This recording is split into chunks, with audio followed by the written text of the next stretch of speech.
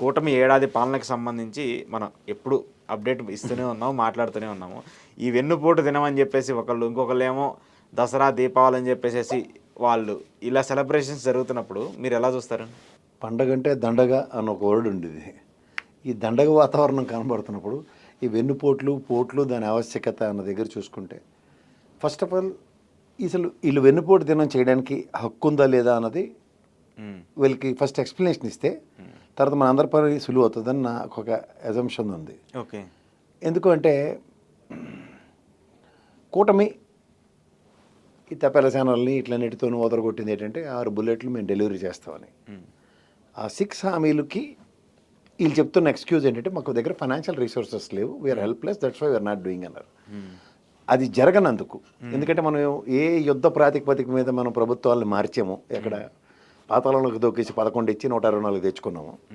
First ప్రజలు గ్రహించవలసిన విషయం ఏంటంటే నిజంగా వీళ్ళ దగ్గర డబ్బులు ఉన్నాయా లేదా, ఏం చేస్తున్నారు, చేయట్లేదు అన్నది ఒకసారి వాస్తవానికి దగ్గరగా చెప్తే. ఉదాహరణకి బడ్జెట్ అప్పు అంటే గణాంకాల మేరకు ఏడాది మార్చి వరకు ఉన్న అప్పు 81,622 కోట్లు అంటే ఏప్రిల్ 3వ తేదీ నాటికి అప్పు 5,750 కోట్లు అంటే మే 6న అప్పు 6,822 కోట్లు తెచ్చింది. జూన్ 3వ తేదీ అంటే వెనకాక మొన్న 7,000 కోట్లు ఎత్తుకొచ్చారు. ఈ టోటల్ 1,01,194 కోట్లు. ఇది కాక బడ్జెట్ ఇతర అప్పులు అంటారు. అంటే ఏంటి, పౌర సరఫరాల శాఖ మీద 2,000 కోట్లు, మార్క్ఫెడ్ మీద 6,700 కోట్లు, ఏపీఐసిసి నుంచి 1,000 కోట్లు, ఏపీఎండిసి నుంచి 9,000 కోట్లు, ఏపీ పవర్ ఫైనాన్స్ కార్పొరేషన్ నుంచి 710 కోట్లు. ఇవి టోటల్ 19,410 కోట్లు. ఇది కాక రాజధాని అప్పులు మన ఎత్తికి ప్రపంచ బ్యాంకు, ఏషియన్ మర్కెంటైల్ బ్యాంక్ నుంచి 15,000 కోట్లు తెస్తానన్నారు. అందులో విడతల వారీగా వస్తున్నాయి. రెండోది హడ్కో అప్పు 11,000 కోట్లు, జర్మన్ చెందిన జేఎఫ్డబ్ల్యూ సంస్థ 5,000 కోట్లు ఇచ్చింది. ఇది 31,000 కోట్లు పూర్ణ కుంభం ఉంది.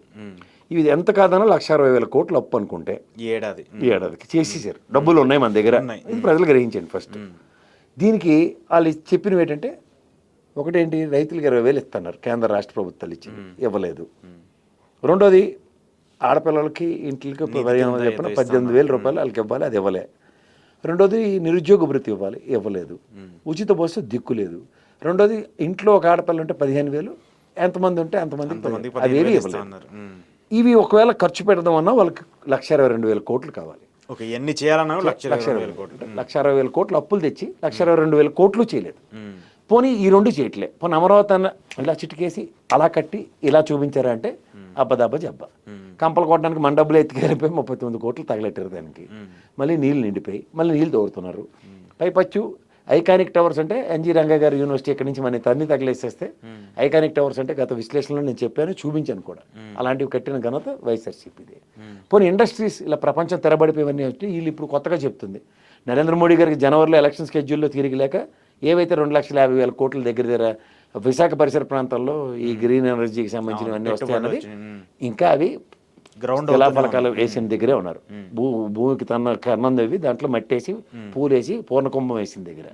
ఇక్కడ నెక్స్ట్ కర్నూలు పరిసర ప్రాంతంలో వచ్చిన ఇండస్ట్రీ ఏదైతే ఉందో అది జగన్మోహన్ రెడ్డి ఆయనలోనే అది ఎగ్జిక్యూట్ అయిపోయింది. ఇంకా మీరు ఈ రీసెంట్ పాస్ట్లో రిబ్బన్లు కత్తిరించినవి ఏమైనా సరే గతంలో మనకి కంప్లీట్ ఇప్పుడు కొత్తవైతే ఒక్కట్రాలి, కొత్త గ్రౌండ్ అయినా ఏమి లేదు. పైపచ్చి 20 లక్షల ఉద్యోగాలు కల్పిస్తామని చెప్పారు, 4 లక్షల ఉద్యోగాలు దిక్కు దివనలేదు. సో మీరు ఎప్పుడు ఎలక్షన్లో మోసం చేసినట్టే. ఏది, నిరుద్యోగ భృతి 3,000 2,000 ఇస్తానని చెప్పి కరెక్ట్గా ఎలక్షన్ నోటిఫికేషన్ దగ్గరలో 2-3 నెలలు ఇచ్చారు. అలాగే పెన్షన్ ఉన్న 1,000 రూపాయలు 2,000 చేశారు, కరెక్ట్గా ఇచ్చారు. ఇది ఇచ్చారు. ట్రాక్ రికార్డ్ అంటే 4,000 సచ్చినట్టు 5 సంవత్సరాలు ఇచ్చే పరిస్థితి మీకు జగన్మోహన్ రెడ్డి 3,000 రూపాయల్లో క్రియేట్ చేశాడు కాబట్టి. ఇంకా మిగిలింది ఏముంది, పసుపు కుంకుమ ఇచ్చారు, దానికి 6% పైచీలకు ఓటు బ్యాంక్ పెరిగి కనబడింది. సరే, ఇది మీరు ఎలక్షన్లకు ముందు ప్రతిసారి మమ్మల్ని మాయ చేసినందుకు మోసపోయినందుకు వాళ్ళు వెనుపోటు దినం చేస్తారు. కాదు, పవన్ కళ్యాణ్ గారు చెప్పినట్టు మీరు పండగ 2 పండుగలు ఒకే టికెట్ మీద 2 సినిమాలు చూసినట్టు, పొద్దునేమో సంక్రాంతి, సాయంత్రం ఏమో ముగ్గులు అవి పెట్టుకోమన్నాడు, సాయంత్రం ఏమో దీపాలు చేసుకోమన్నాడు, టపాకాయలు కాదు. ఏడు చేశారని ఈ సంవత్సరం పాటు మీరు 66,000 మంది అప్లై చేస్తే 11,000 మంది రీవాల్యుయేషన్లో పాస్ అయినందుకు విద్యాశాఖ మంత్రి గారు ప్రాణాలకు తెగించి మీరు 2 లక్షల పుస్తకాలు చదివినందుకు 2 లక్షల 1వ పుస్తకం ఇవ్వాలి మీకు ఇచ్చినందుకు. మీరైతే పండుగ చేసుకోండి. అలాగే జీవో నెంబర్ 852 ఉంది, దీని గురించి ఒకసారి చెప్పి తర్వాత మనం వెళ్ళిపోతే ఈజీ. 852 జీవో ప్రకారం ఏడు చెప్పారండి మీరు, అదే జరిగిపోయిన దాన్ని అదే తవ్వి మళ్ళీ ఎందుకంటే అయిపోయిన చెత్తనంతా మీరు ప్రాణాలకు తెగించి ఏదో లేటెస్ట్ టెక్నాలజీని అడాప్ట్ చేసినట్టుగా ఏఐ టెక్నాలజీలో వాడడం అలవాటు అయిపోయింది కాబట్టి 852 జీవోలో 25/2025 ఏమని ఇచ్చారు, ఎస్సీ రైల్వేస్ ఒక 7th మెట్రోపాలిటన్ రైల్వే మెజిస్ట్రేట్ గారు ఇచ్చిన తీర్పుని రైల్వే హిస్టరీలో అసలు అలాంటి తీర్పు ఇవ్వడం నా భూతం నా భవిష్యత్తు ఏదో జన్మలో చేసుకున్న సుకృతానికి. ఎందుకంటే సిపిఐ నారాయణ ఇక్కడ హరీశ్రావు ప్రాక్టికల్గా ఎగ్జాంపుల్స్ చెప్తున్నాను. వీళ్ళు ఇంకా రైల్వే కోర్టుల చుట్టూ తిరుగుతూనే ఉన్నారు. ఉన్నారు ఇంకా. సిపిఐ నారాయణ అయితే కాటికి కాల్ చేసిన వయసులో కూడా ఇంకా కేసు నంపుని తిరుగుతుండే ఇంకా ఆయన ఒప్పుకుంది కాబట్టి. ఇలాంటి దగ్గర మనకి ఒక సత్వర న్యాయం జరిగింది.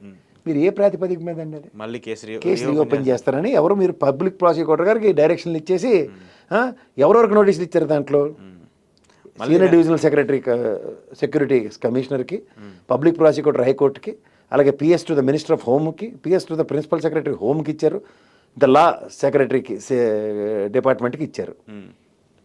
సి అంటే ఏంటో నాకు తెలియదు, లా బ్రాకెట్లో సి పెట్టారు.